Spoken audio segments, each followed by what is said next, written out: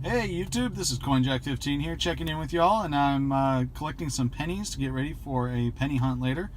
Last box I got like this was all uncirculated 2018 Ds, so I sent them back.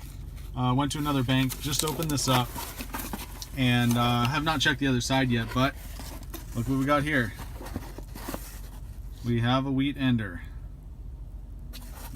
It's a 90 something on this side, but yeah, so wheat ender, we have one for sure. I've not checked the other side. When I get back home, before I start the hunt, I will check for the other side. I'll show you if I find anything there. Otherwise, probably just get going on the hunt when I get back home.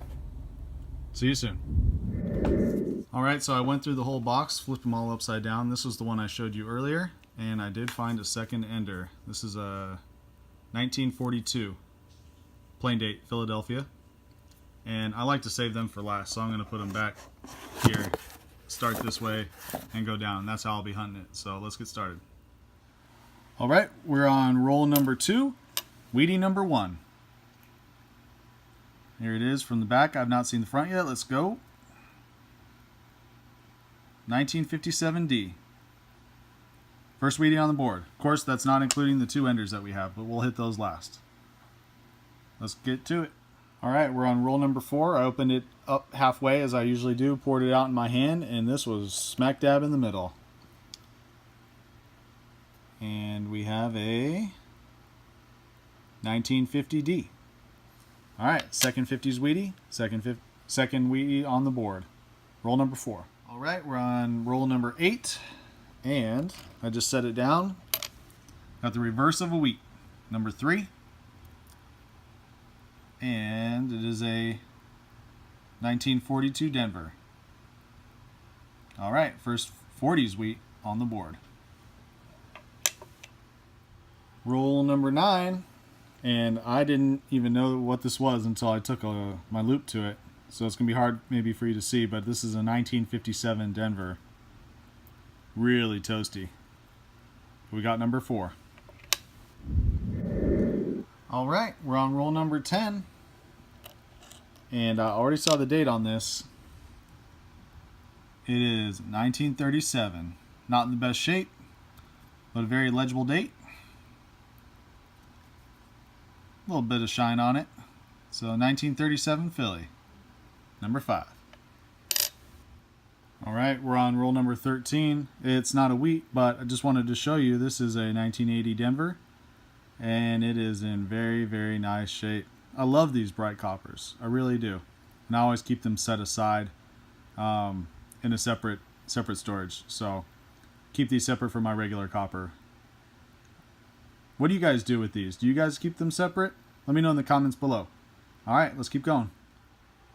All right, we're on roll number 15. I took out half of it, and this came out.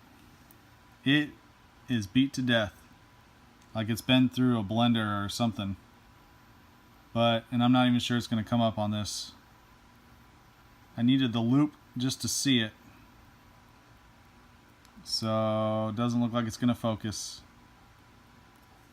It is a very, very beat up 1920 Denver.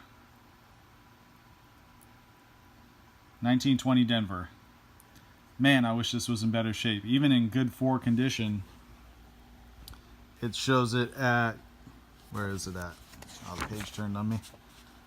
1920D, 49 million, good 4 at $1. So, you know, that's just a estimate, as you guys know, but anyway, oldest one of the box so far, and wheat number 6. Roll 18. I've seen the reverse. And it is toasty again. Man, hope these start to look a little better as we go forward, but I do like finding them regardless. This could be an old one, like the 1920D. Let's see what it is. Okay, I can't tell. 1 second. All right, well, I just took my loop to it, and sure enough, it's a 1920, but it's a Philly this time. So these 2 ones are in such bad shape, but I got the pair, the P and the D. Man, I'll show those closer up, try and get it zoomed in when I do the wrap up. But that's our second 1920s penny in the box.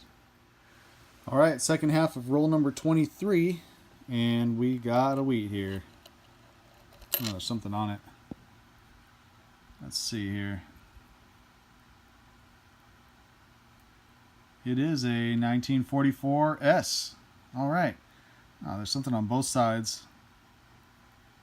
Feels like it might come off pretty easy. I'm going to go clean that up in a little bit, and I'll have it hopefully cleaned up a little bit for the wrap up. But we have here our 44S. Roll number 32. We have our first foreign of the box, and it is a 1971 Canada. All right, we're on the board with first 98% copper of the box. Roll number 36. And we have our next wheat set. It's been a while. It's been, I think, about 10 rolls at least since our last wheat. It's a 1949 Philadelphia. Decent shape. And it's wheat set number 9. All right, so we had a bit of a slowdown towards the end. We're on roll number 46 on the first half of it. It's right here. And I see the back of a wheat.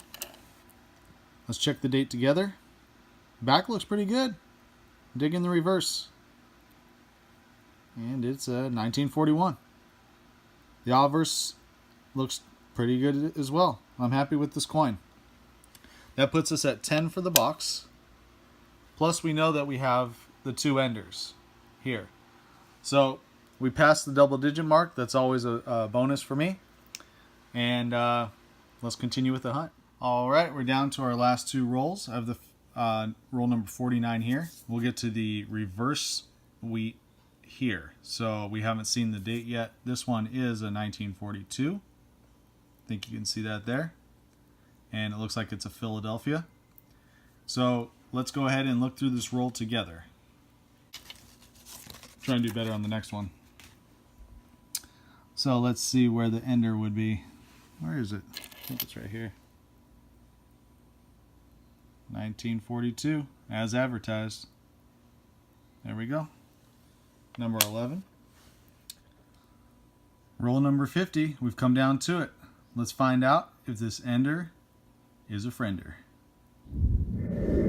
Alright, let's just start with this one. I laid them out. I'm not really a fan of laying them out like this. I don't know. I just like doing them in my hands. But for the sake of the video, we'll look at this together. I'm guessing it's going to be in the 50s. Even though I've had one from pretty much every decade, except the teens. Let's check it out. And it is a 1955 Denver. Yeah, 1955 Denver. I don't see the poor man double die on that. Wheat number 12. Let's look through the rest of these real quick.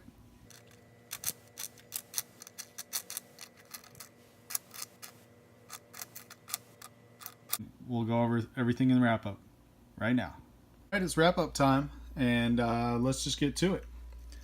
Up here we have the 2017P that are lightly circulated, none in BU condition in this box. Here's our stack of also it's circulated the 2009s. We have our 1971 Canadian, the only foreign in the box. We have 4 1959s, all pretty well circulated. That's unfortunate. Here's the bright copper. We have 6 of those. We have, let's see, the 1970S and a 73S. Those were the only non-wheat S marks in the box. Right here, I set this to the side. If you take a look at this, I hope you can see there is some extra metal on the inner part of the 7. I was staring and staring at this, trying to figure out, you know, what could have caused that. Not really sure. Not sure if it's worth keeping. Let me know in the comments what you think. If you find something like this, if it's just common, just a dumb mistake, not worth keeping. It'll go in my copper pile regardless, but let me know what you think in the comments. And here we have our wheat wrap up. It is the 1950D, 55D, 57D, and another 57D. Then we have a 41 Philly, 42 Philly, 42 Denver, 44 San Francisco, 49 Philly, 1937 Philadelphia, and then we have our two 1920 wheat cents, and I'll show you how bad they are. So this is the 20 Philadelphia. You can see there. You can read the date barely, and I'll show you the reverse too. I probably shouldn't zoom in on this. It's far less appealing up close, but just thought I'd show you the whole thing. And here's the first one we found in the 20s was the 1920 Denver. You can also just barely, but you can make out the mint mark there. And here's the reverse. Oh boy. That has seen far better days. But anyway, 2 wheat cents from the 1920s, 1 from the 30s, 5 from the 40s, and 4 from the 50s. I like that. That's pretty good. I like when it's not overwhelmingly in the 50s. But anyway, guys, if you enjoyed the hunt as much as I did, please leave a thumbs up. If you let me know what you think about this 72 with any extra metal, what you guys do with that.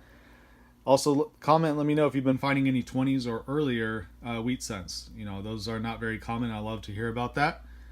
Until next time, if you're not subscribed yet, please do so. When I hit 50, I will be doing giveaways from that point forward. I got some really good ones planned, some really fun ones. They're all going to be free giveaways. So once I get to 50, that's going to break the seal and we're going to get to it. So if you haven't subscribed yet, please do so. That's what you need in order to qualify for the giveaways. They'll be coming up soon, I hope. So until next time, CoinJack15 signing out. Remember, enjoy the hunt.